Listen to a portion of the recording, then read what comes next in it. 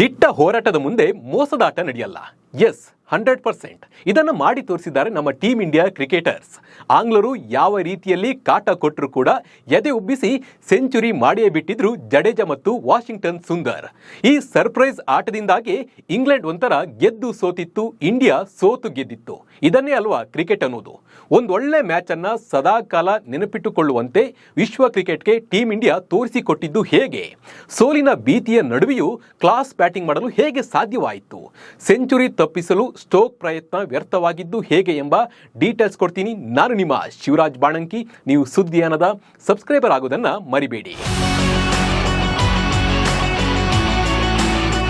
ಮ್ಯಾಂಚೆಸ್ಟರ್ನಲ್ಲಿ ನಡೆದ 4ನೇ ಟೆಸ್ಟ್ ಪಂದ್ಯವನ್ನ ವಿಶ್ವ ಕ್ರಿಕೆಟ್ ಮರೆಯೋಕೆ ಸಾಧ್ಯವಿಲ್ಲ ಬಿಡಿ. ಇಡೀ ಪಂದ್ಯದಲ್ಲಿ ಮೇಲುಗೈ ಸಾಧಿಸಿತ್ತು ಇಂಗ್ಲೆಂಡ್ ತಂಡ. ನಿಜ ಹೇಳಬೇಕು ಅಂದ್ರೆ ಕೊನೆ ದಿನ ಕೆಎಲ್ ರಾಹುಲ್ ಔಟ್ ಆಗ್ತಾ ಇದ್ದಂತೆ ಮ್ಯಾಚ್ ಇಂಗ್ಲೆಂಡ್ ಕಡೆ ಅಂತ ಅನ್ಸೋಕೆ ಶುರುವಾಗಿತ್ತು. ಟೋಟಲಿ ಒನ್ ಸೈಡ್ ಮ್ಯಾಚ್ ಅಂತ ಫ್ಯಾನ್ಸ್ ಕೂಡ ಬೇಸರದಲ್ಲಿ ಇದ್ರು. ಕ್ರಿಕೆಟ್ ಈಸ್ ಕ್ರಿಕೆಟ್, ಇಲ್ಲಿ ಎಲ್ಲವೂ ಸಾಧ್ಯ ಅಂತ ತೋರಿಸಿಕೊಟ್ರು ನಮ್ಮ great all-rounders. Team India British ಪಡೆ ಎದುರು ಸೋಲೋದು ಗ್ಯಾರಂಟಿ ಅಂತ ಕ್ರಿಕೆಟ್ ಜಗತ್ತು ನಿರ್ಧರಿಸಿ ಬಿಟ್ಟಿತ್ತು. 4ನೇ ದಿನದಂದು ನಾಯಕ ಗಿಲ್ ಮತ್ತು ರಾಹುಲ್ 174 ರನ್ಗಳ ಅದ್ಭುತ ಜೊತೆ ಆಟವನ್ನ ಆಡುವ ಮೂಲಕ ಟೀಮ್ ಇಂಡಿಯಾ ಡ್ರಾ ಭರವಸೆಯನ್ನ ಹೆಚ್ಚಿಸಿದ್ರು. ಆದರೆ ಕೊನೆಯ ದಿನದಂದು ತಂಡಕ್ಕೆ ಮೊದಲ ಸೆಷನ್ನಲ್ಲೇ ಶಾಕ್ ಆಗಿತ್ತು. ರೆಸ್ಟ್ನಲ್ಲಿದ್ದ ಇಂಗ್ಲೆಂಡ್ ಕ್ಯಾಪ್ಟನ್ ಬೆನ್ ಸ್ಟೋಕ್ಸ್ ಕೊನೆ ದಿನ ಆಕ್ರಮಣಕಾರಿಯಾಗಿ ಫೀಲ್ಡಿಂಗಿಗೆ ಇಳಿದಿದ್ರು.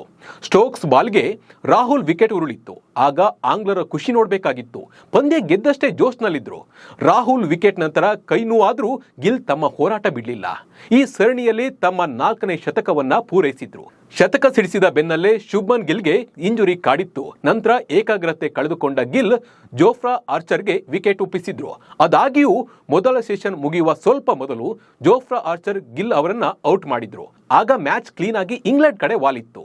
ಕ್ರೀಸ್ಗೆ ಬಂದ ರವೀಂದ್ರ ಜಡೇಜಾ ಕೂಡ ಮೊದಲ ಎಸೆತದಲ್ಲೇ ಸ್ಲಿಪ್ನಲ್ಲಿ ಕ್ಯಾಚ್ ನೀಡಿದ್ರು. ಆದರೆ ಟೆಸ್ಟ್ ಕ್ರಿಕೆಟ್ನಲ್ಲಿ ಅತಿ ಹೆಚ್ಚು ಕ್ಯಾಚ್ಗಳನ್ನು ಪಡೆದ ಫೀಲ್ಡರ್ ಜೋ ರೂಟ್ ಆ ಕ್ಯಾಚ್ ಹಿಡಿಯುವಲ್ಲಿ ಎಡವಿದ್ರು. ಮೊದಲ ಎಸೆತದಲ್ಲೇ ಜಡೇಜಾಗೆ ಜೀವದಾನ ಸಿಕ್ತು. ಆಮೇಲೆ ಶುರುವಾಗಿದ್ದು ರಿಯಲ್ ಗೇಮ್. ಜಡೇಜಾ ಸುಂದರ್ ಜೊತೆಗೂಡಿ ಆಂಗ್ಲರನ್ನ ಕಾಡೋಕೆ ಶುರು ಮಾಡಿದ್ರು. ಇಂಗ್ಲೆಂಡ್ ಅವರ ಗೆಲುವಿನ ಕನಸನ್ನ ವಾಷಿಂಗ್ಟನ್ ಸುಂದರ್, ರವೀಂದ್ರ ಜಡೇಜಾ ಧ್ವಂಸ ಮಾಡಿದ್ರು. 5ನೇ ವಿಕೆಟ್ನಲ್ಲಿ ಜಡೇಜಾ ಸುಂದರ್ ಬೊಂಬರ್ಟ್ ಪಾರ್ಟ್ನರ್ಶಿಪ್ ಬಿಲ್ಡ್ ಮಾಡಿದ್ರು. ಸುಂದರ್ ಜಡೇಜಾ ಜೋಡಿ ಯಾವ ಕ್ಷಣದಲ್ಲೂ ತಾಳ್ಮೆ ಕಳೆದುಕೊಳ್ಳಿಲ್ಲ. ಬ್ಯಾಡ್ ಬಾಲ್ಗಳನ್ನ ಮಾತ್ರ ಫಿನಿಶ್ ಮಾಡಿದ ಈ ಜೋಡಿ ರನ್ಗಳಿಗಿಂತ ವಿಕೆಟ್ ಕಾಯ್ದುಕೊಳ್ಳುವತ್ತ ಗಮನ ಹರಿಸಿತ್ತು. 2ನೇ ಸೆಷನ್ ಪೂರ್ತಿ ವಿಕೆಟ್ ಬಿಟ್ಟುಕೊಡದ ಜಡೇಜಾ ಸುಂದರ್ 3ನೇ ಸೆಷನ್ನಲ್ಲೂ ಇಂಗ್ಲೆಂಡ್ ಬೌಲರ್ಗಳನ್ನ ಸತಾಯಿಸಿದ್ರು. ಇಬ್ಬರ ಆಟಕ್ಕೆ ಆಂಗ್ಲ ಪಡೆ ಬಳಲಿ ಬೆಂಡಾಗಿತ್ತು. ಜಡೇಜಾ ಸುಂದರ್ ಶತಕ ತಪ್ಪಿಸಲು ಸ್ಟೋಕ್ಸ್ ಕುತಂತ್ರ. ಇಲ್ಲಿಯೇ ನೋಡಿ ಇಂಗ್ಲೆಂಡ್ ಕ್ಯಾಪ್ಟನ್ ಕುತಂತ್ರ ಶುರು ಮಾಡಿದ್ದು. ಪಂದ್ಯ ಡ್ರಾನಲ್ಲಿ ಅಂತ್ಯಗೊಳ್ಳಲಿದೆ ಎಂಬುದು ಖಚಿತವಾಗ್ತಾ ಇದ್ದಂತೆ ಇಂಗ್ಲೆಂಡ್ ತಂಡದ ನಾಯಕ ಬೆನ್ ಸ್ಟೋಕ್ಸ್ ಮ್ಯಾಚ್ ನಿಲ್ಲಿಸಲು ಮುಂದಾದ್ರು. ಈ ಬಗ್ಗೆ ಅಂಪೈರ್ ಜೊತೆ ಚರ್ಚಿಸಿದ್ರು. ಅಂಪೈರ್ ಟೀಮ್ ಇಂಡಿಯಾ ಬ್ಯಾಟರ್ಗಳ ಜೊತೆ ಕೇಳಬೇಕು ಅಂತ ಸೂಚನೆಯನ್ನ ನೀಡಿದ್ರು. ಆಗ ಭಾರತೀಯ ಬ್ಯಾಟರ್ಗಳಿಗೆ ಶೇಕ್ ಹ್ಯಾಂಡ್ ನೀಡಲು ಬೆನ್ ಸ್ಟೋಕ್ಸ್ ಮುಂದಾದ್ರು. ಆದರೆ ಹಸ್ತಲಾಘವ ನೀಡಿ ಪಂದ್ಯ ನಿಲ್ಲಿಸಲು ರವೀಂದ್ರ ಜಡೇಜಾ ಹಾಗೂ ವಾಷಿಂಗ್ಟನ್ ಸುಂದರ್ ನಿರಾಕರಿಸಿದ್ರು. ಯಾಕಂದ್ರೆ ಈ ಹಂತದಲ್ಲಿ ರವೀಂದ್ರ ಜಡೇಜಾ 89 ರನ್ ಗಳಿಸಿದ್ರೆ ವಾಷಿಂಗ್ಟನ್ ಸುಂದರ್ 80 ರನ್ ಬಾರಿಸಿದ್ರು. ಇತ್ತ ಟೀಮ್ ಇಂಡಿಯಾ ಬ್ಯಾಟರ್ಗಳ ಶತಕ ತೆಪ್ಪಿಸೋಕೆ ಬೆನ್ ಸ್ಟೋಕ್ಸ್ ಮುಂದಾಗಿದ್ರು. ಆಂಗ್ಲ ನಾಯಕರ ಮೋಸದ ತಂತ್ರಕ್ಕೆ ನಮ್ಮ ಬ್ಯಾಟರ್ಗಳು ಡೋಂಟ್ ಕೇರ್ ಮಾಡಿದ್ರು. ಇಂಗ್ಲೆಂಡ್ ನಾಯಕನ ಕೋರಿಕೆಯನ್ನ ತಿರಸ್ಕರಿಸಿದ ಜಡೇಜಾ ಸೆಂಚುರಿ ಸಿಡಿಸಿಯೇ ಬಿಟ್ರು.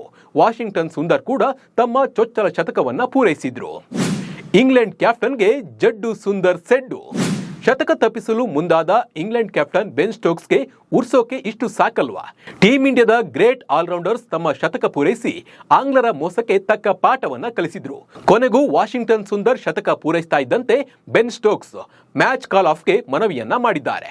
ಈ ವೇಳೆ ಇಂಗ್ಲೆಂಡ್ ನಾಯಕನ ಮನವಿಯನ್ನ ಅಂಗೀಕರಿಸಿದ ಟೀಮ್ ಇಂಡಿಯಾ ಬ್ಯಾಟರ್ಗಳು ದ್ವಿತೀಯ ಇನ್ನಿಂಗ್ಸ್ ಅನ್ನ ಅಂತ್ಯಗೊಳಿಸಿದ್ರು. ಇದರೊಂದಿಗೆ ಭಾರತ ಮತ್ತು ಇಂಗ್ಲೆಂಡ್ ನಡುವಿನ 4ನೇ ಟೆಸ್ಟ್ ಪಂದ್ಯವು ಡ್ರಾನಲ್ಲಿ ಕೊನೆಗೊಳ್ತು.